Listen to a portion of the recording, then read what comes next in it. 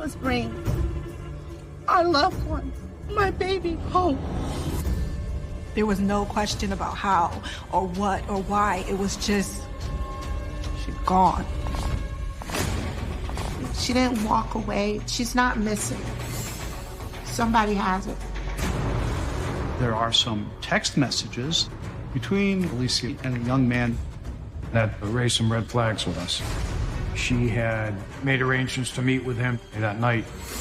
Like, my head is numb. I'm automatically thinking that he's the culprit. She said, "Can you please just come get me? I need you to come get me right now."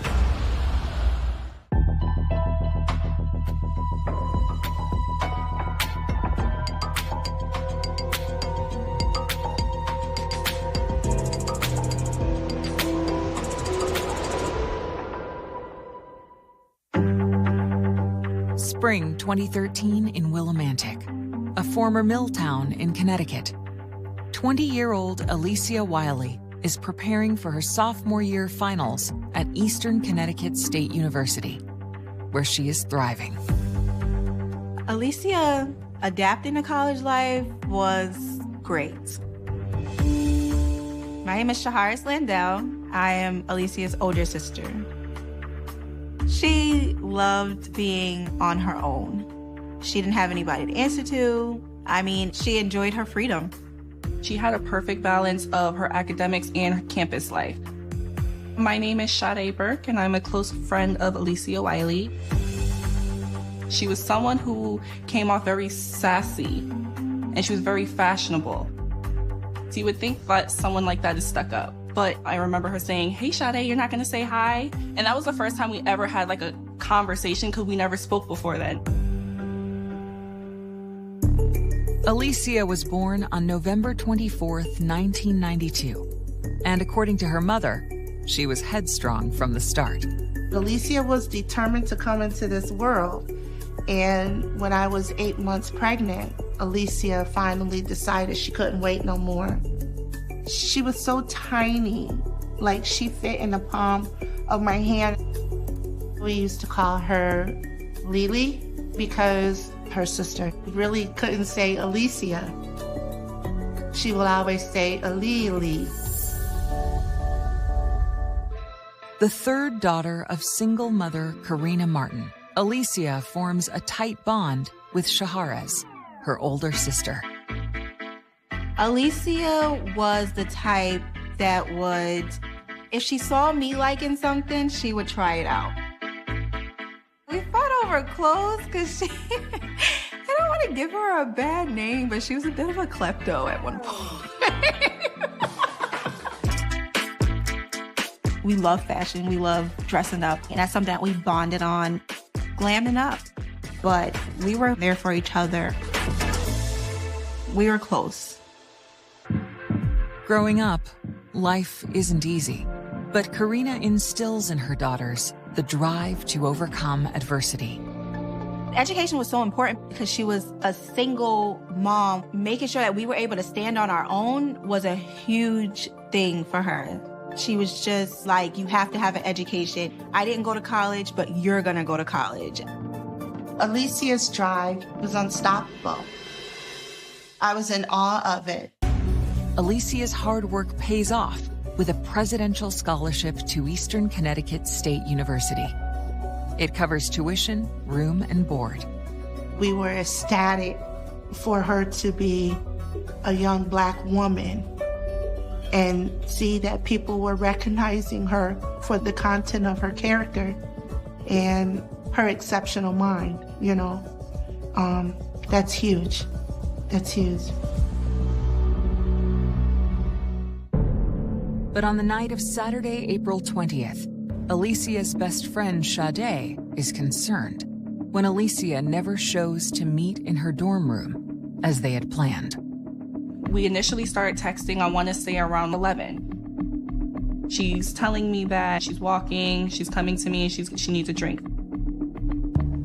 We were just gonna hang out. I was waiting for like a text or a call or something that she was coming, and I got nothing. Then I called her twice, and I got no response to that either. But briefly for that moment, I let it go. I'm like, okay, next week it's gonna come and she has to go to class. Monday comes, she's not there. Not in class, anything. So now I'm not gonna lie, I'm really freaking out. With her anxiety mounting, Sade decides to seek help the next morning. I approach our professor and I ask him, have you seen Alicia? He's just like, no. And he was just like, why? And I was like, well, I haven't seen her all weekend. And then he side-eyed me and he was like, is that normal behavior for her? And I was like, no. He was like, okay, well, I'm gonna check to see if she's attended her other classes and then I'll get back to you. Then later that day, I get a call from campus police letting me know that she was nowhere to be found and she's been missing for a few days. My heart dropped because that's when I realized that this was no longer like me just being in my head. This was for real. Later that day, campus police reach out to authorities in Alicia's hometown of New Haven for assistance. A knock came on the door, and my stepdad said, Corey, there's a policeman here asking about Alicia. And I said, she's at school. Why are you looking for Alicia? And he says, well, I was told to do a well check. I was like, a well check? For what? She's up at school getting ready for finals. Why? And that's when they told me that Alicia had been missing. With Alicia now missing for 3 days, campus security contacts the Connecticut State Police. The case is assigned to lead investigator Sergeant Forrest Ruddy. I was contacted to assist the University Police with their missing person investigation. So a detective sergeant, a couple other detectives responded to the campus.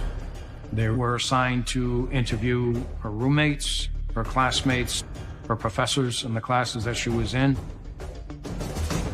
Everyone was saying the same thing. We haven't heard from her in days.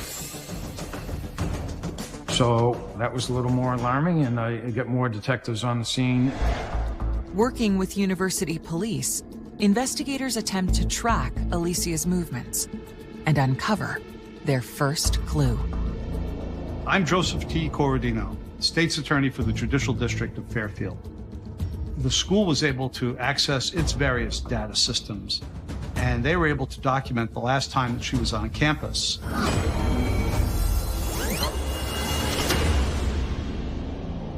The footage in question shows Alicia on the morning of Saturday, April 20th. We have her on surveillance cameras in the lobby of Ockham Hall, and then leaving the building. We were able to recover Alicia walking out of Ockham Hall.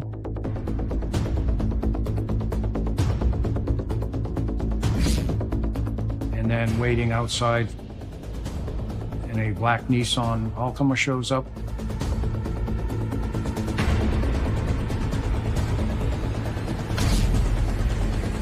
And Alicia gets in there. That raised some red flags with us. Shocking secrets from the past. I didn't want her to think, who else can I trust? So I kept it. What she told me, I kept. Heartbreaking regrets. I was just crying. That destroyed me because it made it feel like she was never coming back. And the quest to decipher Alicia's final moments. She said, I want you to know this isn't the first time this happened. And I was like, what do you mean? The story changed, so we want to gain as much information as we can.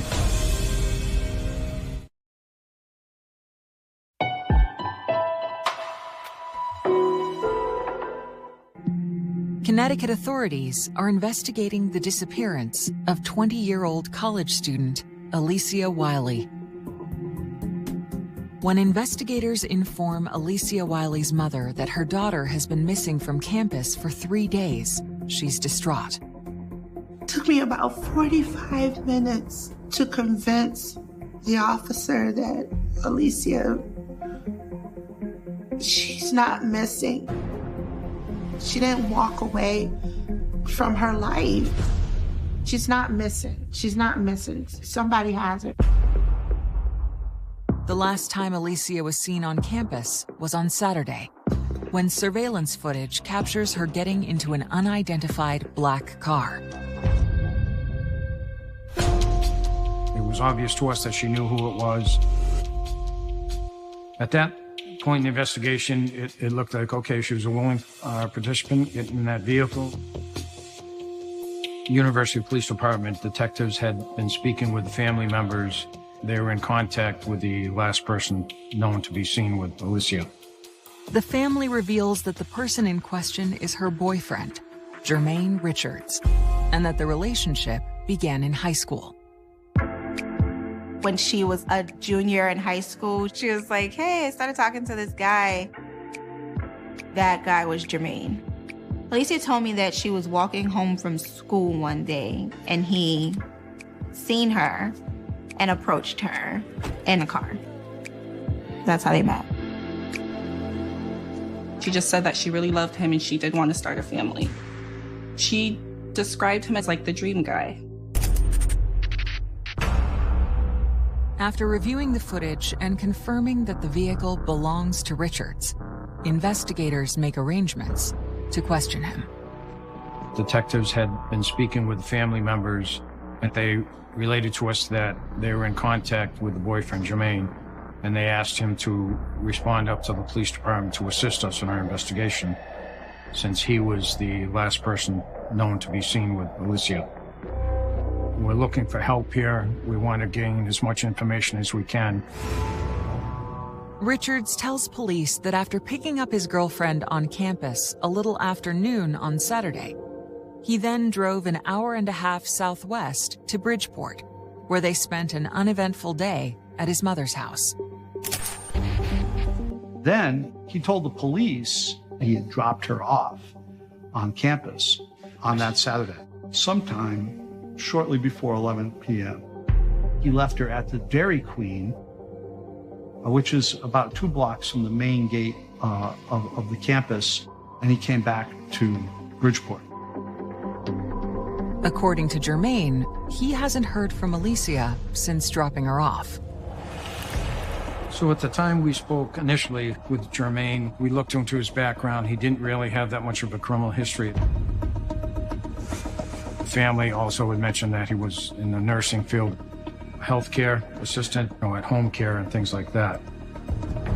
In interviewing his mother, she pretty much said that she had seen Alicia and Jermaine at her house in Bridgeport the night before. They were getting along, didn't seem like anything was wrong, so she said there was no issues. We looked into his black Altima to see if there's any evidence in there, any signs of fight or anything broken inside the vehicle. There was nothing. To track the couple's movements on Saturday, investigators subpoena their cell phone records. While they must wait for Alicia's, they immediately gain access to Jermaine's. Cell site data is limited. We don't get an exact GPS location. We simply get a range in which the phone may have been. After he left her at the Dairy Queen, he gets on the telephone. His cell phone was on the towers up in Willimantic at 11 p.m. And then there was a 45-minute phone conversation with another friend. He's on the telephone almost all the way back to Bridgeport. So his phone is making contact with cell towers over the entire distance from Willimantic back to Bridgeport. That's a distance of about 75 miles. It seems Richard's story checks out. Jermaine Richards said he had dropped her off on campus.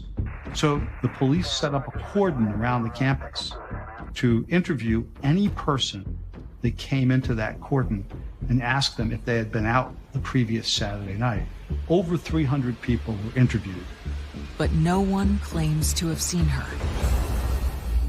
Investigators broaden their search from the college campus and find something disturbing nearby. My name is Daniel Tepfer. I'm a reporter for the Connecticut Post newspaper. Just kind of an odd population in Willimantic. Just down the street from the school, there was kind of a rooming house of drug addicts and people with psychological problems. So there was always that question about maybe somebody in that town could have done something to Alicia. If in fact he did drop her off there, some random sex offender could have grabbed onto her, thrown her in a car, and then taken off.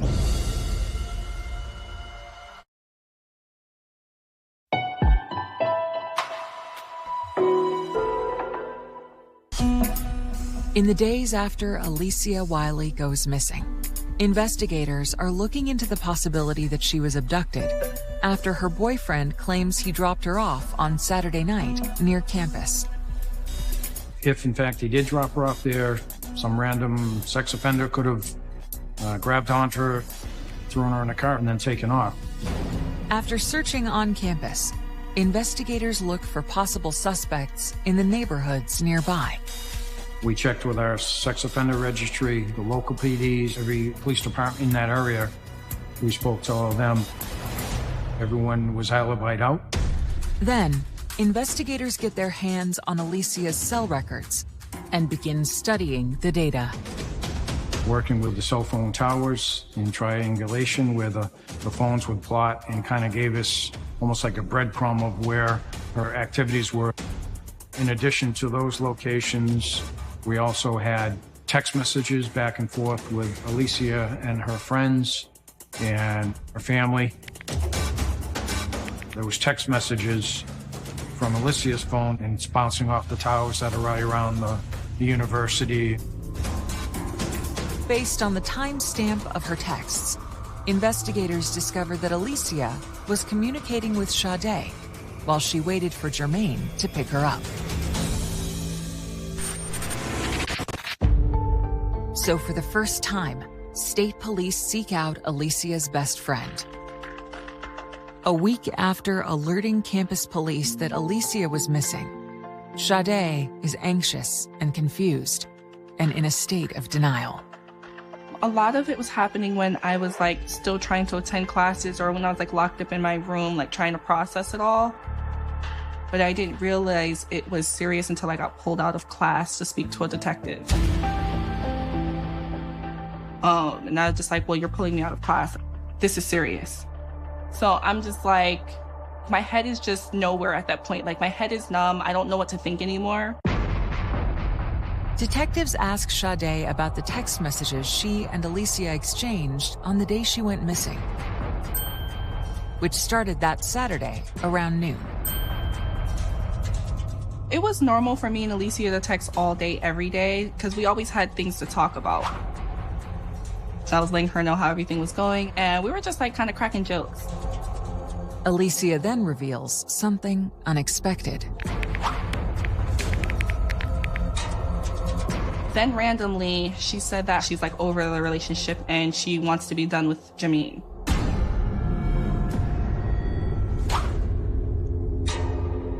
The text wasn't odd to me, because I feel I knew Alicia was going to break up with Jermaine soon. I just didn't know when.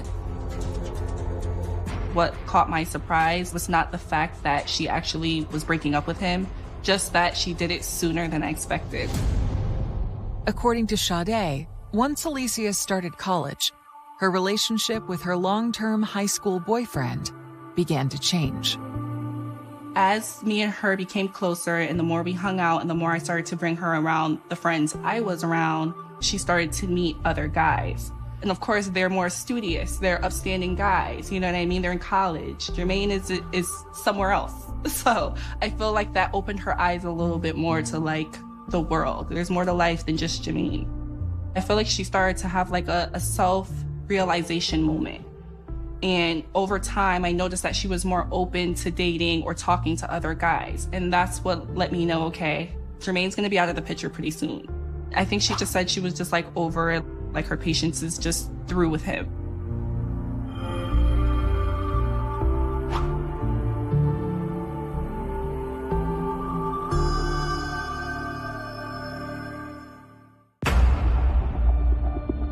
Sade tells police that she didn't hear from her friend again until later on that night, around 11 p.m. She's telling me that she's at Dairy Queen and she's walking, she's coming to me. And the text said, "It's over, I'm coming over, I need a drink." And I just replied with okay. Anxious to hear about the breakup, Sade anticipates Alicia's arrival, but she never shows. It's weird that she didn't reach back out to me. She said she was coming and never showed up. Something's not right, something's off. The 11:03 p.m. text to Sade is the last communication from Alicia's phone. Alicia's phone is bouncing off the towers that are right around the university and the town of Willimantic. But then the phone stops and nowhere to be found.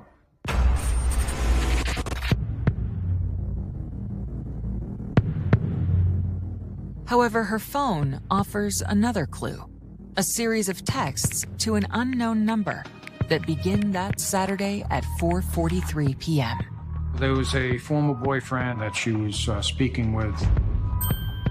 She had made arrangements to meet with him that night.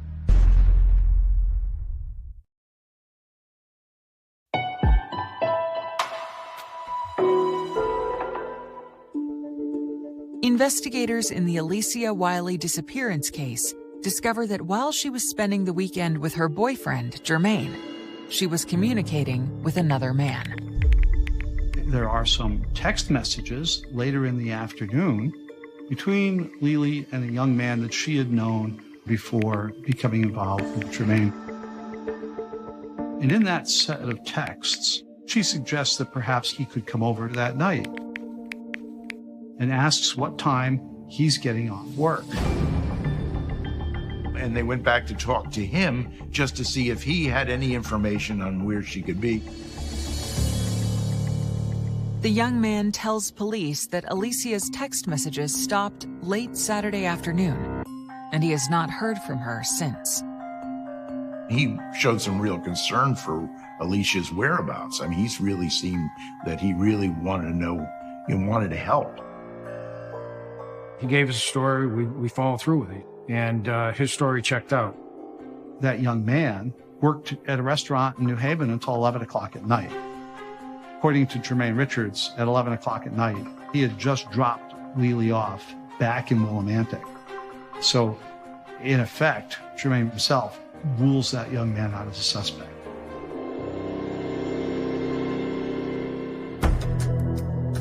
When investigators learned that Alicia had reached out to an ex, the same weekend she had planned to break up with Jermaine, detectives re-examined the relationship with her long-term boyfriend. Well, that was very concerning to us. We're looking for help here. We want to gain as much information as we can.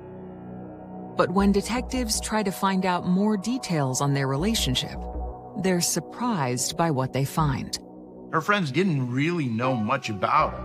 Occasionally she would let slip some little thing, but he was her big secret. A lot of her friends really didn't understand why. It definitely was something that she kept under wraps. She was in another world when he came around. It was like nobody else existed. She was in love with him. To further probe the details of Alicia and Jermaine's relationship, detectives speak with Alicia's closest ally and confidant, her sister, Shaharez. And she reveals an alarming incident that occurred a month before Alicia disappeared. She called me and she said, "Can you please just come get me? Come get me right now. I need you to come get me right now." And she's like whispering. And she was like, "I'm in one of the bathrooms. I'm at one of his clients' house with Jermaine. And I don't want to be here." And I was like, "Oh my gosh, I'm getting up right now." At the time, the guy that I was with, I woke him up and I was like, "We have to go get my sister right now. Sometime after midnight, the couple drove 45 minutes to pick up Alicia. Lily came out of the house. She appeared to her sister and brother-in-law to be very nervous, very upset, and very fearful. They took her home that night. And I'm like, what happened? And she's like, I just was trying to talk to him and he just got so mad and he put me on the bed and he was like smothering me. He was like choking me and like he started fighting me and I don't even know why.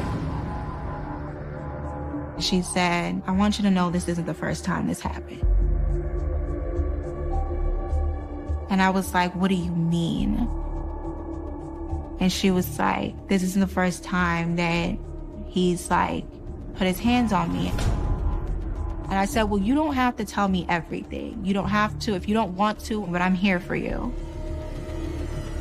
And she just got up and walked back into the living room. And we went to sleep. Despite the encounter, Alicia had difficulty breaking the alleged cycle of abuse.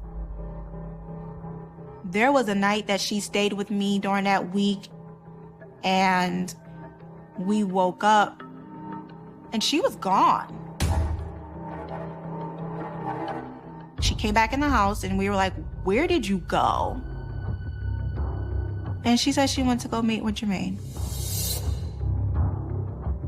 At that point, I was so pissed because I'm like, this guy was suffocating you, like he's trying to harm you, and I don't want you to go down this road. She didn't want to hear that. I think a lot of people remain silent when it comes to intimate partner violence and domestic violence and teen dating violence because they love the person that they're with. There's this thought that this person will change and they will make changes and it will never happen again. The violence will never happen again. And so they hang their hopes on that particular thought, you know, that it did happen. I know it happened, but, you know, he said he's going to change. I didn't want to lose her to me running my mouth. Like, I didn't want her to think, okay, now I told her and now she's gonna go and tell everybody else and then now I'm just gonna go back to the same situation because who else can I trust? So I kept it. What she told me, I kept until one day she was gone.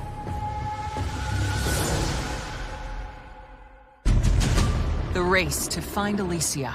As time stretches on, the chances of somebody being found alive are not good. A family torn apart. As a mom, that was the most excruciating part, just because there's just so much raw emotion. And the chilling trail to Alicia's final moments. It wasn't a saw, it wasn't an axe, it was a knife. My mind went completely blank. I started to hyperventilate.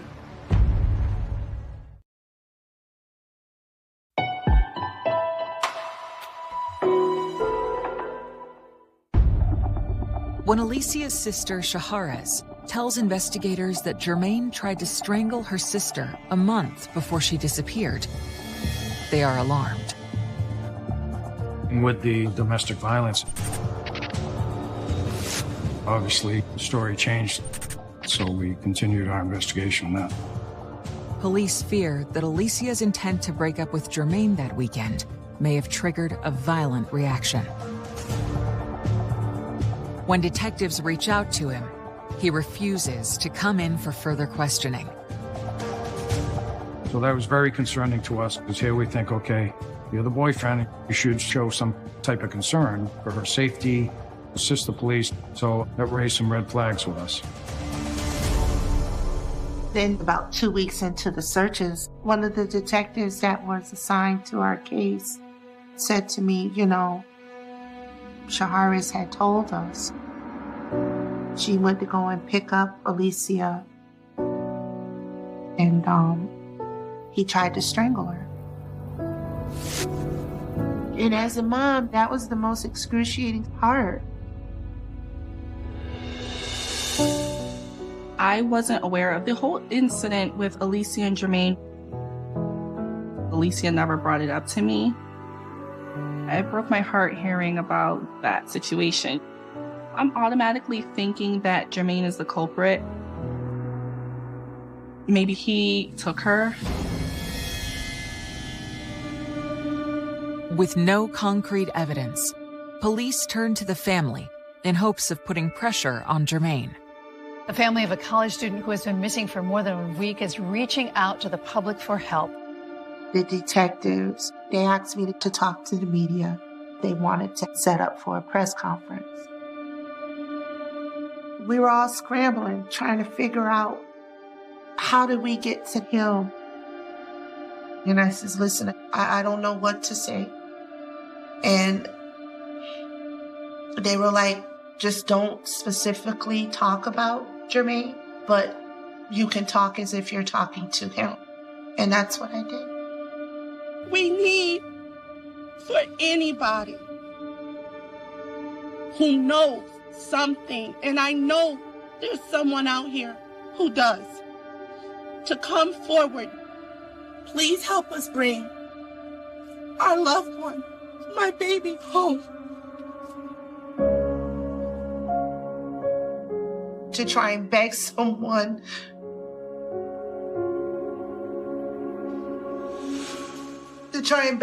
not to hurt your child. People were out trying to find Alicia, but as time stretches on, the chances of somebody being found alive are not good. And in this case, I mean, we were going from days to weeks to months now. I was just crying. That destroyed me because it made it feel like she was never coming back. To focus their efforts to find Alicia, investigators search along the route he drove on the night she disappeared. She's last seen in Bridgeport with Jermaine Richards.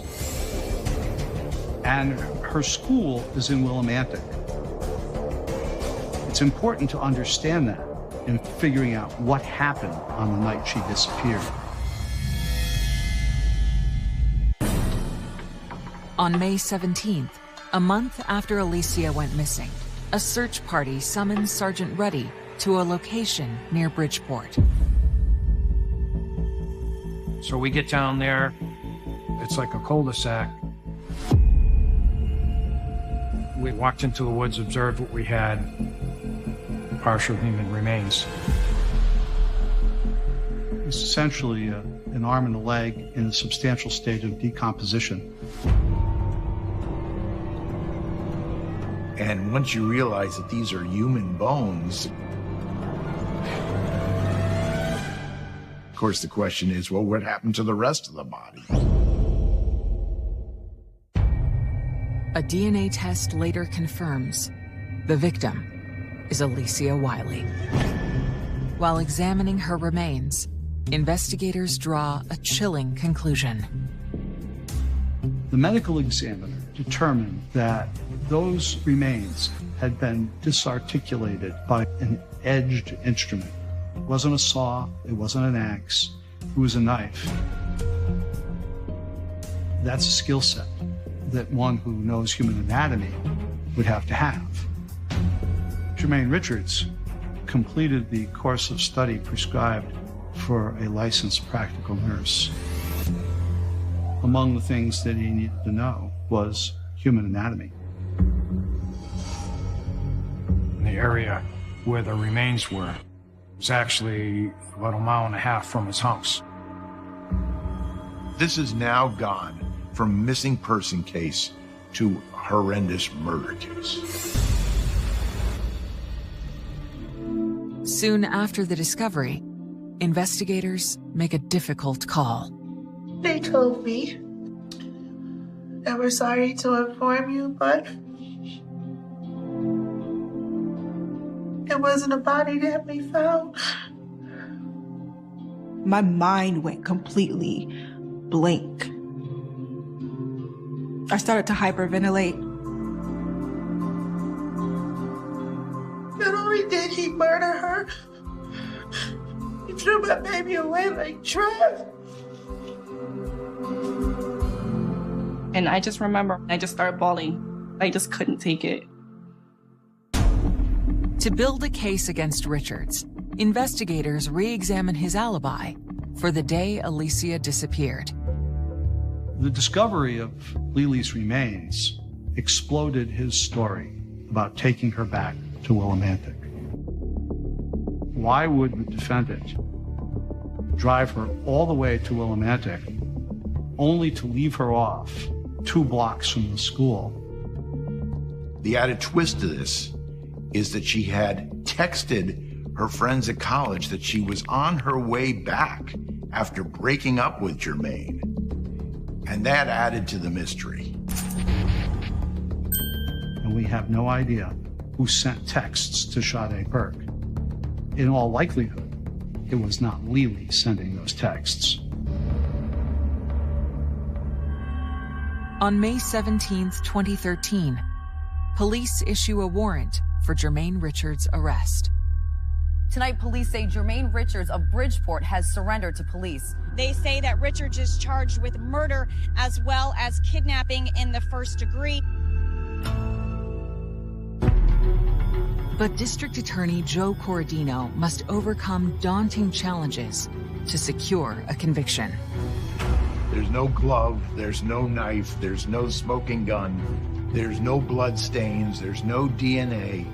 All the things that normally you would find in a murder scene, there is nothing. There was a genuine concern that Jermaine Richards was going to get away with this crime.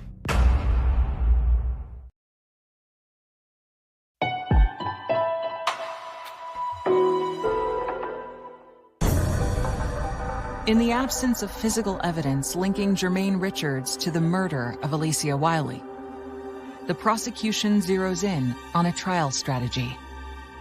The prosecution took a completely different tack. Our focus was on the issue of domestic violence.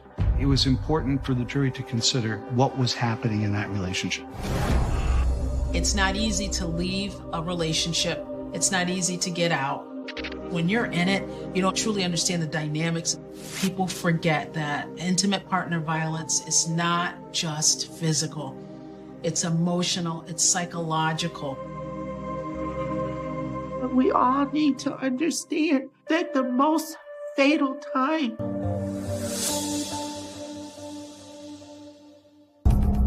After presenting their domestic violence-driven case, the prosecution rests, and the jury announces they've reached a verdict.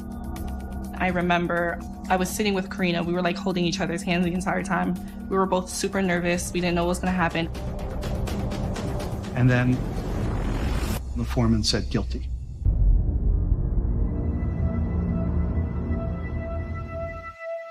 It was like a breath of fresh air. It was just thank God the entire time. Like, I was just so happy. I prayed so hard, so much. Like, that's all I can do was be happy. Like, finally.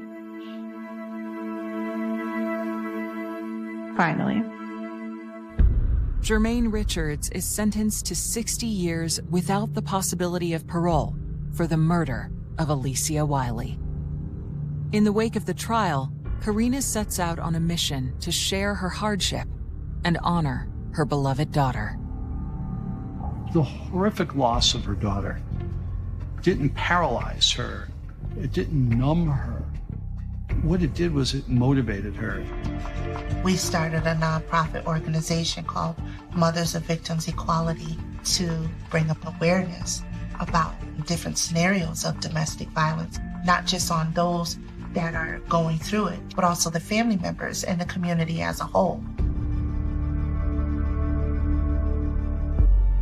Years later, Shaharez recalls the final moments she spent with her sister a few weeks before she was killed, and a heated exchange about Alicia's relationship with Jermaine. We just got into this like huge argument, and she was like, I'm so sick of this. I'm so tired of this. I couldn't understand what was happening inside. We were arguing, and it was like, it's not something that we haven't done before, and it was burning. I've never felt like that when I've argued with her. And I was like, I don't feel right letting her go, like us parting like this. And I was like, okay, well, I'm sorry. And she was like, I'm sorry too. And we hugged. And that was like my last face-to-face with her. For Sade, she remembers the spirit that radiated through the texts Alicia sent in her final moments. She wasn't a victim. She was a person that had life. She was someone who was strong. She was someone who was trying to get out of the situation, which is why I always tell women whenever they're dating men is to make sure you love yourself first and foremost. She was driven, like she was doing it. She was going for the goal. And for that to just so horrifically be snatched away.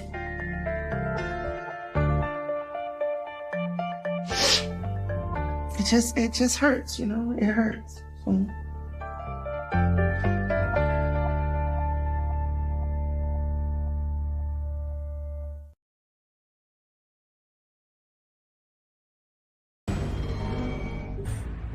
Do you guys feel that basketball saves lives in our community?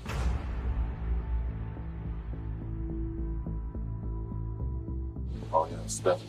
Can't be out on the streets. Because it is my fault.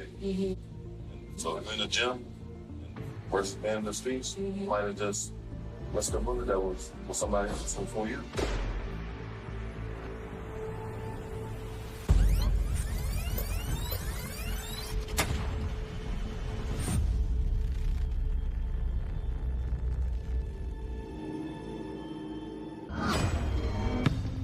You know, our whole world collapsed in that day.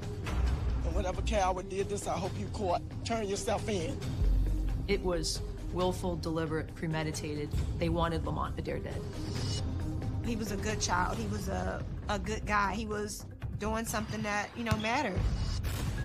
The video is chilling because you just see the brazen act very clearly. And my brother did not leave the house thinking that he was going to die that day. He was the one who made the call for him to come up there.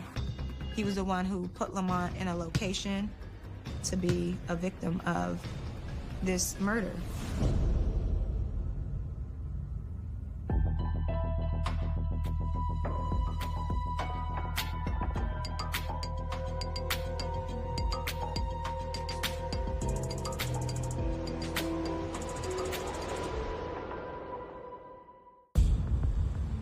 Summer 2018.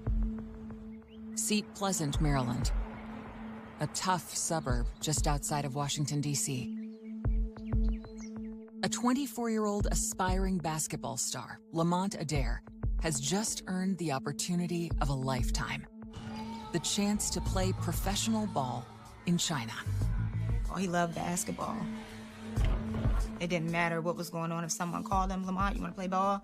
He was there. I'm Urania Jackson. I am Lamont's older sister. He always had a basketball somewhere in his hands. Next to family, basketball was everything. You think it's funny, too? You think it's funny? He was just really excited. My name is Darlene Rainey. I'm Lamont William Adair Jr.'s mom. He didn't care if he went overseas. He didn't care if he played for the NBA. He just liked to play ball. I thought he played better than Michael Jordan, but you know. For him, it was like the break that he's been waiting for. Everything was falling into place. Everything was going the way he wanted it to go. Lamont's path to professional success was full of adversity, but he's always had the support of an adoring family. Lamont was born on October 23rd, 1993, in the morning, the day of my baby shower. I was helping. Well, I wasn't supposed to be helping with the baby shower, but I was. So I started having labor pains. We were setting up decorations and everything, and she started having contractions, and she drove herself to the hospital. I was in the 6th grade, and I remember being so excited. He had everyone's heart and wrapped around his fingers, basically. A little spoiled, but in the sense that that's family, and he's a baby brother. Whatever he wanted, he could have gotten from any of us. Oh, Lord. As a child, Lamont was very busy. Anything that we were doing, he wanted to do it. That's where his basketball career came in, because we would play basketball across the street from my grandmother's house. So whenever we played, we didn't go easy on him. We would just play him just like anyone else. Like, you're going to have to beat us to get to the court. So I think him going through that, it actually helped build his skill. He started to really hone in on his craft. Like, he was really good at it and really competitive. And then when he started getting taller, it was just like, wow. We called him Monty, but on the basketball court, they called him Tree. He did own the name Tree, just like in his reach, reaching for the ball, being able to dunk. High school success leads to a chance to play college ball in the Midwest. He's the first out of all of my mom's kids to go away to college, so we're excited. Iowa was a bit far for us, but you know where he is, and you know he's going for a purpose. I said, so what do you do out there in Iowa? He's like, they don't do anything but tip cows out here. And I was like, what is that? He's like, they tip cows over. I think he really missed home a lot. After some basketball injuries and bouts of homesickness, Lamont drops out. Back in Seat Pleasant, he must contend with a different set of concerns. The level of violence is escalating here. It worried him to come back home. He was scared that something would happen to him. You would hear of gun violence. You would hear of, different tragedies. If you cross out of Maryland, you're right there in D.C., and sometimes the crime from D.C. would come over into Prince George's County. But Lamont continues to work on his game, and in 2018, earns his shot to play in China. Months earlier, he received even more thrilling news from an ex-girlfriend. Lamont is going to be a father. His son's name is Makai. I remember the first time meeting him, I was like, he is the epitome of his father. It just is amazing how DNA is passed to the next generation, because he acts just like him. His stance and everything is just like him. On August 7th, Lamont shares exciting news about his son with his sister Urania. And I remember he came and showed me a video, and he's like, did you see Makai walking? He shows me the phone. He was like, he's walking. Oh my gracious! And this is as he's leaving out of the door. And I give him a hug, and I said, I love you, be safe. And he was like, okay, I'll see you later. And, I hold that memory and I cherish it, because who would ever think that that would be the last time I see my little brother alive?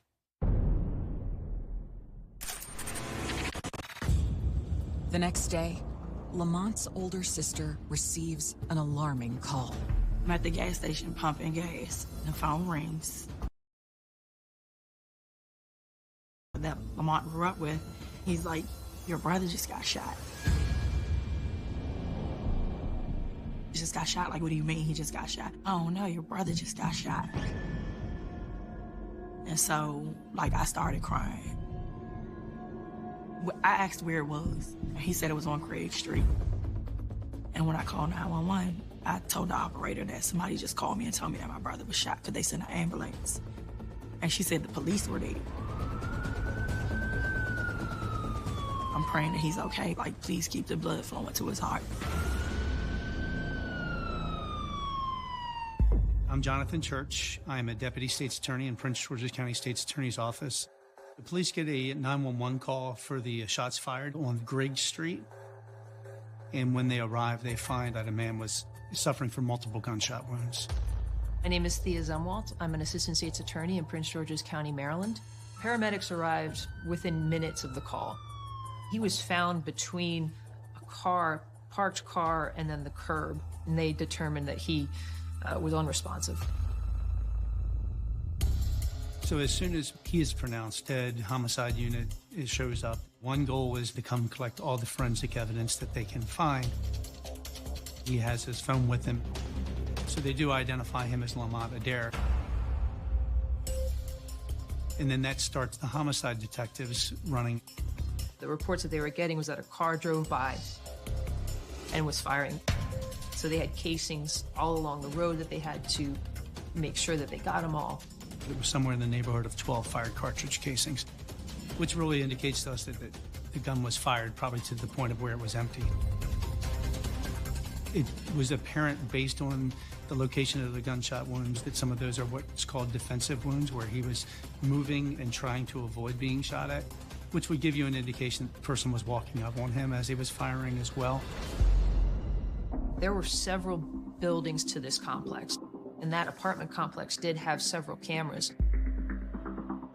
So they made it a priority to secure the footage for that. They don't get to view it right away, so they're dragging in as much potential evidence as possible that might help solve, number one, what that vehicle was, and then who was in the vehicle at the time, and then who would have had a reason to do this. And once the initial scene is secured, and in this case there was no one who committed the crime who was on scene, so they were able to secure it pretty quickly. And it was a pretty large area that they had to cordon off. So when we got in there, they had it taped off and wouldn't let us get to where he was. And they was, not letting me see him. Then, no, you can't come close. I said, no, I'm gonna see him. But when you deliver a baby and they cut the umbilical cord, it's still an invisible umbilical cord still there. Because you can feel one of your kids, there's something going wrong. I just think about how a waste of life it was.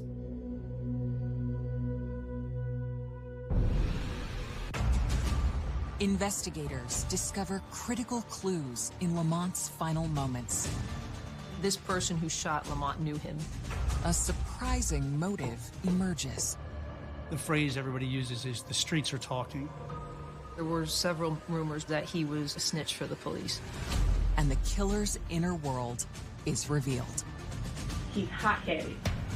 He gets angry.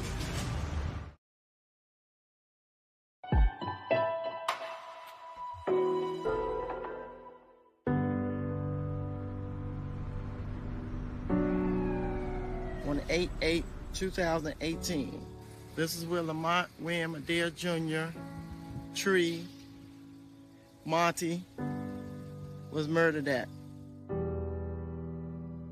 Today is his 27th birthday. We miss you, Monty. Rest in peace. Baller for life.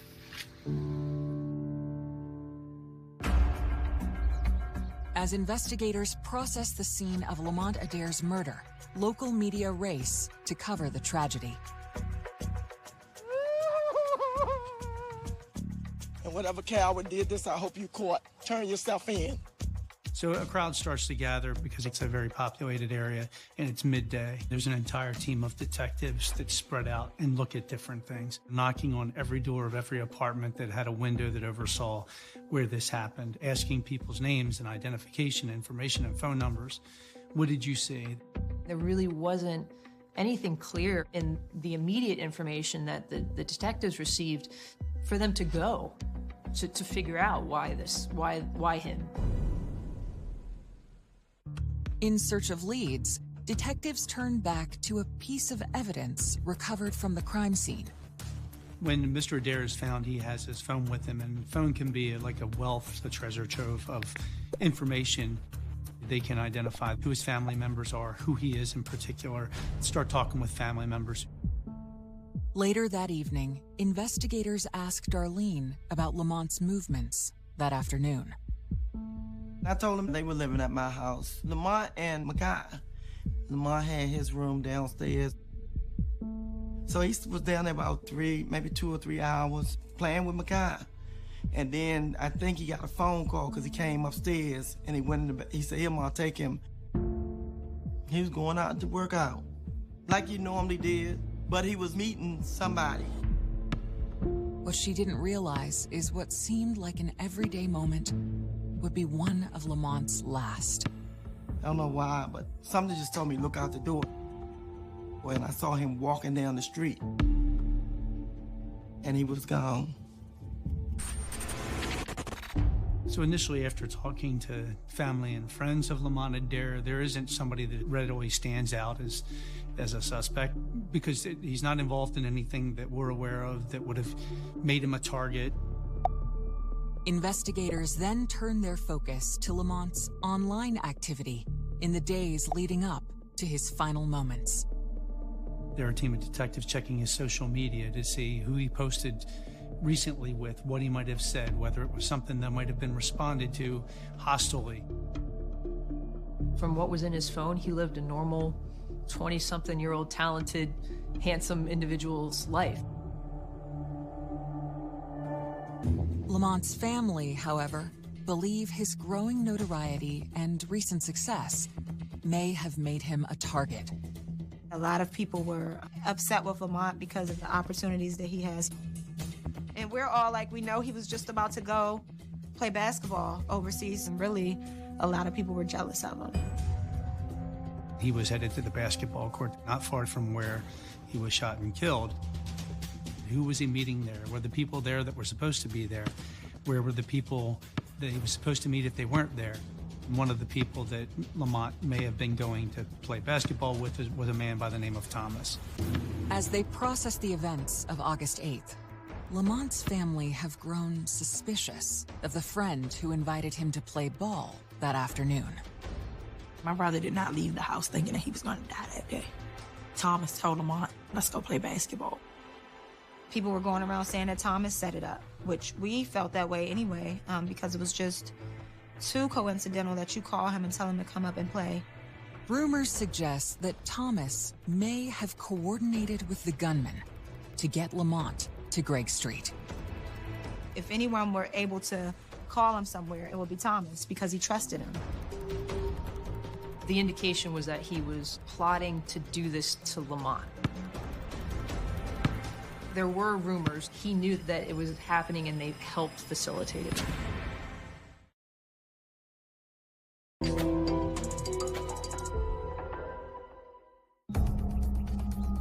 Lamont's family have tipped off investigators to a friend who may have been involved in the murder.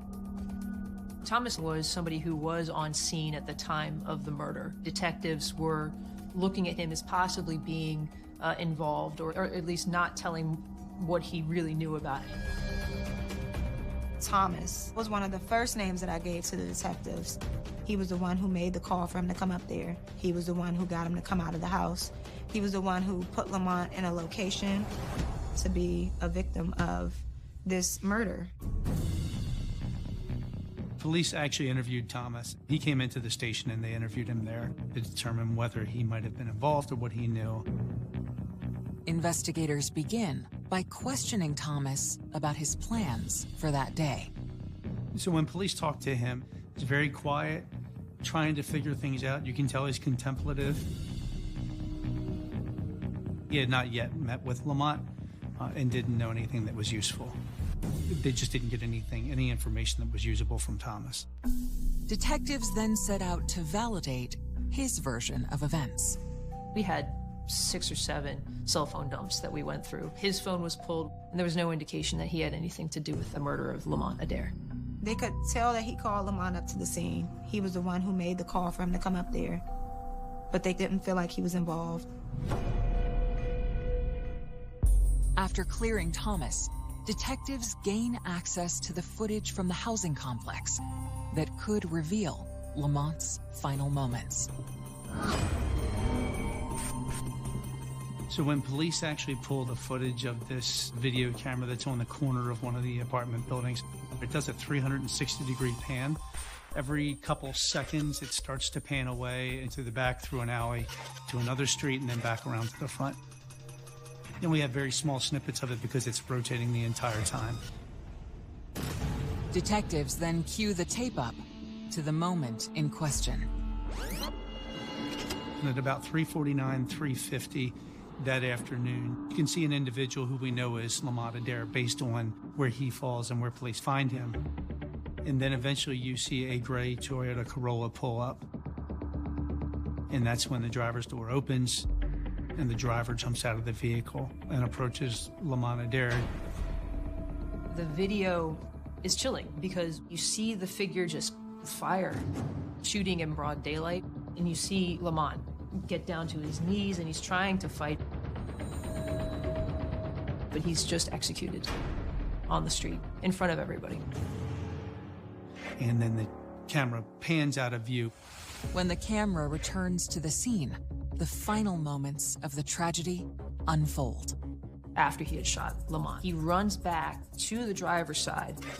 He can't get into the driver's side. He hops to the back of the car. He gets in and the car drives away. You couldn't identify any movement in the car, but we were able to determine that there was somebody else in the car at the time who was in the driver's seat because the car drove away with the defendant in the back. We know there's another person who witnessed the shooting, a person who slid into the driver's seat and shut the door. To me, this person who shot Lamont knew him. I mean, it was willful, deliberate, premeditated. They wanted Lamont Adair dead. I'm Aisha Braveboy, State's Attorney for Prince George's County, Maryland. Surveillance video can be extremely helpful in identifying suspects. In this case, however, it was very, very grainy, so it was very difficult to make out the features of the suspect.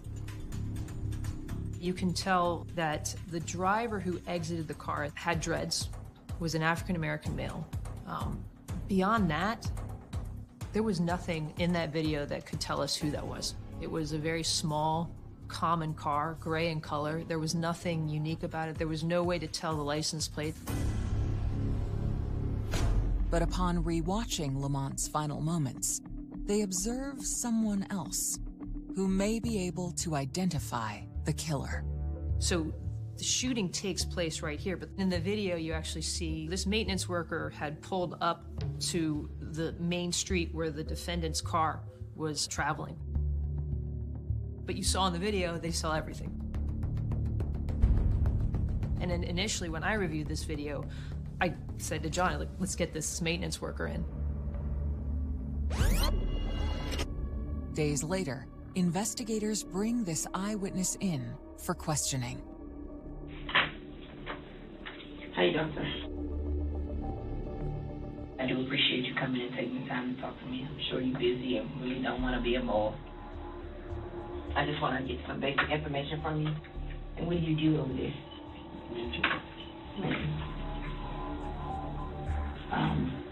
On the day of the shooting, you remember that day? Yeah. Can you tell me what happened? I just back and I didn't pull up in the car because he just come pull up, start shooting. The person that was doing the shooting, can you describe the person at all?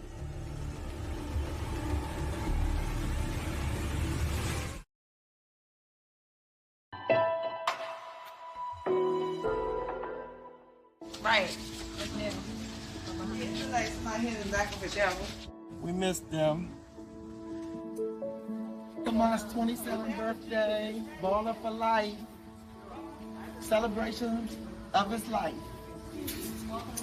This is Lamont's niece that he never met. She'll be a year old. All right, this month. It's Cal, a friend of Monty. Man, we miss you down here. You know, we want to live forever, be your family, real friends. Happy birthday, happy 27th birthday. We love you, miss you. Happy birthday, Monty! 27th birthday! Investigators are questioning a witness who observed Lamont Adair's final moments in hopes of identifying the shooter. On the day of the shooting, you remember that day? I just back and I didn't pull up in the car because he just come pull up, start shooting. The person that was doing the shooting, can you describe the person at all?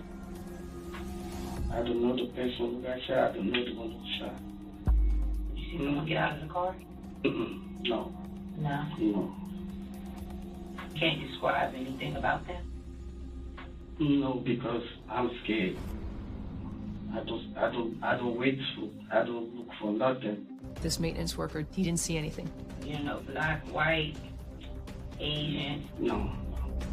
So it was a very frustrating, moment for us. I appreciate you coming in to talk to me. I mean, of course, I wish you had more information, but I appreciate you. The witness's failure to identify the shooter highlights a major challenge detectives are facing. Sadly, there is an anti-snitching mentality for witnesses, and a lot of that probably is out of fear. And they've got to live with the people that may have been involved in the incident. I understand the very real danger that people may feel if they do talk about cases. But in this particular case, it was so frustrating to see the number of people out, and nobody saw anything who could really tell us where to go. In the face of community silence, Lamont's family decides to speak out. The neighborhood didn't talk. So we got together as a family and we're like, well, we need to go up there and protest. We walked from the street where he was murdered all the way down to the rec center. What do we want? Justice! When do we want it? Now! The thing that mattered to me most was making sure someone opened their mouth enough to find out who did this to my brother. Don't sit and hide behind the windows and curtains. Tell what you know. I said, today is my son, Lamont Williamdale Jr. Tomorrow it could be your father, your brother, somebody you love, so you would want to tell what happened because you would want somebody to tell you what happened to your family member. In the days following the protest, it's apparent that their message is getting through. People had started inboxing me from seeing us on the news, from seeing us up there protesting, from us pleading with the community members to speak up. The detectives fielded many reports from the family about what they had heard, who they heard it from, and the family was really active in trying to just find out information and funnel it to the detectives. One rumor suggests that an incident in Lamont's past made him a target for revenge. There were several rumors. One of them was that he was possibly a snitch for the police. That was basically that came up because he had recently, prior to this, had acquired a weed charge where he was found in a car smoking some weed. Like most of the kids his age, Lamont has started recreational use of marijuana. I think that's the way that he, detached from his issues or problems. And he had gotten into some trouble, and they arrested him. It seems that after the arrest, some individuals may have viewed Lamont with suspicion. I don't believe he was in jail for very long when he had been arrested for that. And certainly some of the rumors that circulate is that if you're out quickly, that you must be working with the police. And I guess the phrase everybody uses is the streets are talking. And so some of the original rumors that went around were that potential suspects could be people who weren't happy about that. Detectives reach out to their partners in the narcotics unit. It wasn't a big charge. There would be no reason for him to want to subject himself to the dangers of becoming a snitch to work off a weed charge. We had no knowledge that he had been working with police on anything. Lamont didn't tell on anybody. He took the charge, and then he put that moment behind him, and he moved forward. Like, that little scare turned his life around. It's another dead end. But then, a friend of Lamont approaches police, claiming she has knowledge about the gunman seen on the surveillance video. You want something to drink real quick while I get my stuff? No, I'm fine. Say your full name, please. Kenya had asked to talk to the detectives in charge of the case because she believed she had some information about who had done it. And that's when the case really got started. Detectives begin by asking Kenya about her connection to Lamont. He's been over my house, but Lamont has been my friend for so long, I would never do anything to put him in any type of harm's way. So explain to me, you said you believe you know a motive. Kenya then reveals something that she previously kept secret. She and Lamont were more than just friends. So I'm not denying that Lamont and I had anything going on. When did you start sleeping with Lamont? We didn't start sleeping together until like June. And that's why I'm coming here. According to Kenya, the relationship with Lamont pushed her ex over the edge. What makes you think that, because of everything that was going on between you and him, that he would go and kill Lamont? I really feel like he did it. He's hot-headed. He gets angry. He's a loose cannon. I feel like he did it just because of the situation. I'm worried that if he did do this, he might come after me. Well, what would make you think he would do it? He told me he would kill me.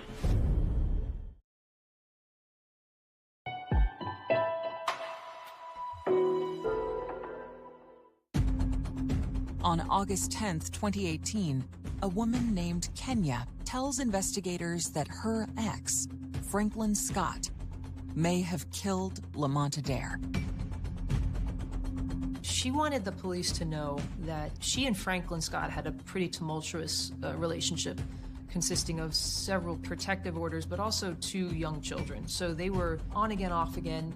I believe there was allegations that he had tased her. So there was definitely a rocky relationship there. That relationship officially ended in the beginning of May of 2018. Because he's seen that Lamont was so supportive of me. He hacked into my Snapchat and he's seen how often Lamont and I were together. Franklin Scott was clearly obsessed with Lamont Adair and the relationship that Lamont had had with Kenya. Frank is short. He's like 5'3", and he's always self-conscious about that. Like, you don't want me because I'm small, I'm short, you want to talk. It's so messed up that you just moved on with a basketball player. He lost it, knowing that she ran to basically his worst nightmare, a talented, tall, good-looking guy. It makes me cry, but I really feel like he did it. Then she offers more details that increase the detective's interest. What's he look like? He's short. He's about 5'3". He has dreads. What kind of hair does he have? He has dreads, long dreads. How long are they? Maybe like down there? Yeah. He had long dreads. He matched the physical description of the person who conducted the shooting. Franklin Scott did have a prior firearms charge, so we knew from that he had access to weapons. So that also was something that we were looking at as important. When they ask Kenya what type of vehicle he drives, she says that he used to drive a BMW and that was in the shop. She mentions that she believes he's been driving a rental vehicle, possibly a gray Toyota. The same type of car observed in the surveillance video. Investigators then ask about her contact with Scott on August 8th. She told police that she received a phone call from Franklin Scott the day of the murder. She was at work at the time. He was in the car driving when I was speaking to him. Do you remember hearing any voices, anybody else that could have been with him? It was somebody else with him. He has like, I know his voice is kind of deep but high at the same time. She said she recognized that voice to be Elijah Wan Jackson because his voice is characteristically raspy. It was O.J. Jackson. He had a nickname of O.J. the Shooter. He had a prior record as well. If you had to leave right now and go find him, where would you go? I don't know. Mom, maybe at OJ's house. At the time, the detectives were looking everywhere for him. They put out feelers everywhere trying to track him down. But after the murder, they were already gone. To narrow the search, they continue to focus on the vehicle spotted in the video. It's not until Kenya kind of comes out and we find out that the suspect rented a vehicle. She mentions a gray Toyota. Eventually, they do locate the rental vehicle, parked on a street in the Seat Pleasant area. After the murder, Franklin Scott basically parked the Corolla and walked off. A search of the car reveals bullet fragments inside. But there's no sign of the murder weapon. Then, in their quest to locate Scott, investigators recall a detail from his criminal past. They knew that he had to report for his pending gun charge in Anne Arundel County. One of the detectives realized that Mr. Scott had a court date.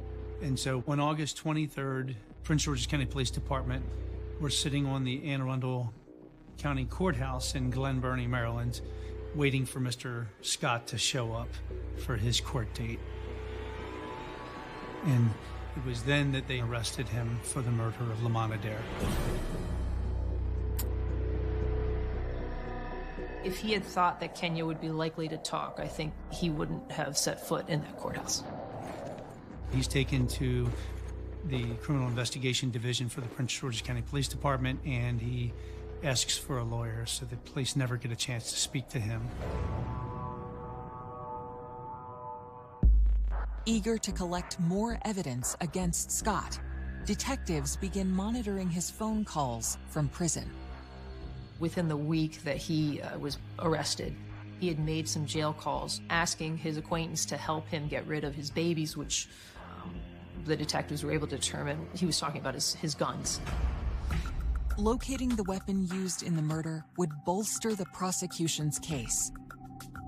Unfortunately, they listened to the jail calls a couple days after they were made, so by the time they were able to get a search warrant and search the house, there was no indication of any firearms there. The failure to find the weapon is a blow to the investigation.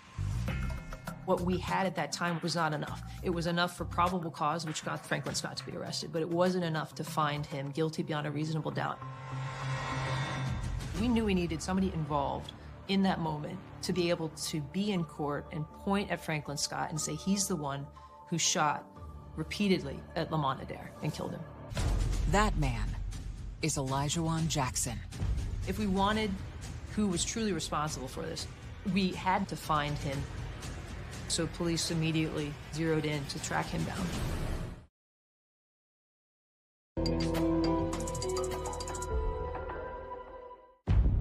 To bring the killer of Lamont Adair to justice, investigators must track down his suspected accomplice, O.J. Jackson. I had been watching social media, and OJ was traveling. He would go to Texas or Florida, I think it was, come back. Like, he's active on his social media page. But 16 days after the homicide, police get word that Jackson has returned to the Seat Pleasant area. On August 24th, police find Elijah Jackson at his home, and that's when they bring him in to interview him about his involvement. They interviewed him pretty extensively for a couple hours. At the end of the interview, he got real quiet, and the detectives asked him something, and he indicated that he wanted to talk to his mother. And his mother came in, and you saw a pretty profound exchange. His mother tells him, you need to tell the police the truth. You don't need to be going down for this. You need to be honest. Elijah Jackson is finally ready to provide a first-hand account of the tragic events captured by the security camera. He made it sound like he bumped into Franklin Scott as he was walking. I think that Franklin Scott picked him up. He hears Franklin Scott say, there he goes. The car slows down, pulls a gun out of the driver's side door, handle shoots out the window a few times, opens the door and jumps out of the car. And he says the car keeps going. And he jumps over into the driver's seat and put the brake on. Then Jackson observed Lamont's final moment. Scott is standing over Lamont Adair and firing. I think it all happened so fast, and it was a surprise to OJ. OJ Jackson just wanted to get out of Dodge. OJ indicated that he was not expecting it. However, he did get into the front driver's side seat. He was ultimately charged with accessory after the fact. Franklin Scott accepted responsibility for what he did as well, and primarily because he knew that Olajuwon Jackson was going to offer testimony against him. Franklin Scott pled guilty to first-degree murder. I'm pretty proud of that. It's a more certain outcome than going to trial. So I'm happy with the results. Olajuwon Jackson is serving a 6-year sentence. Franklin Scott is serving 50 years.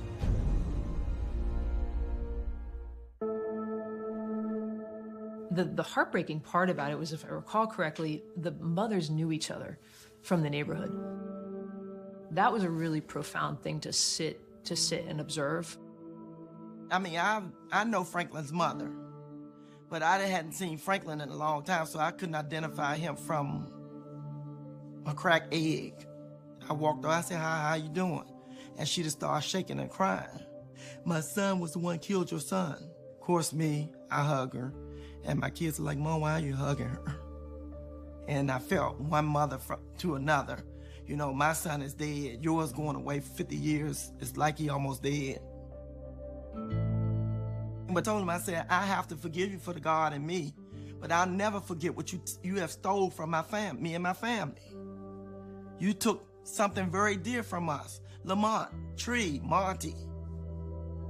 You had no right to do that. You weren't God. But you tried to play God that day.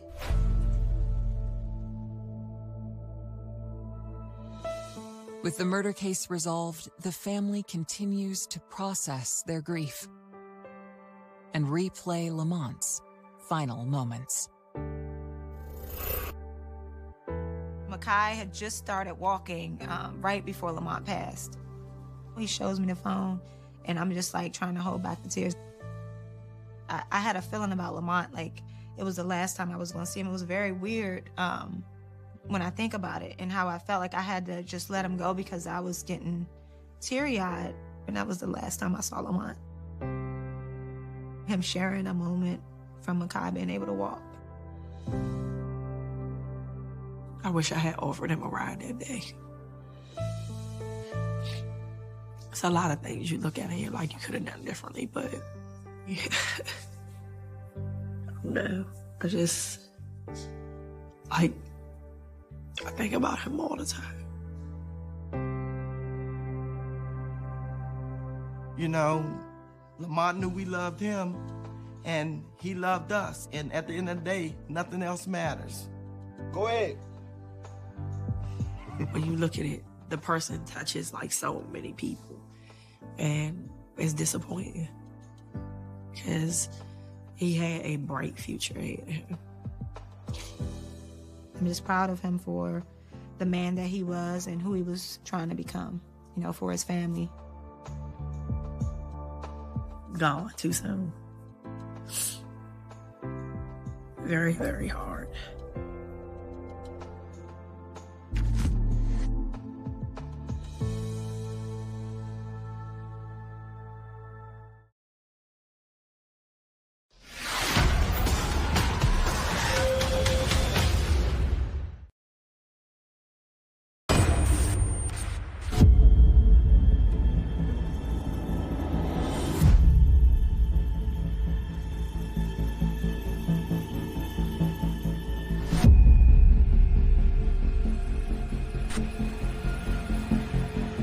She's walking at a quick pace. You can tell that she's comfortable, but nobody behind her. And within minutes, she has vanished into thin air. I said, "What do you mean they can't find her?"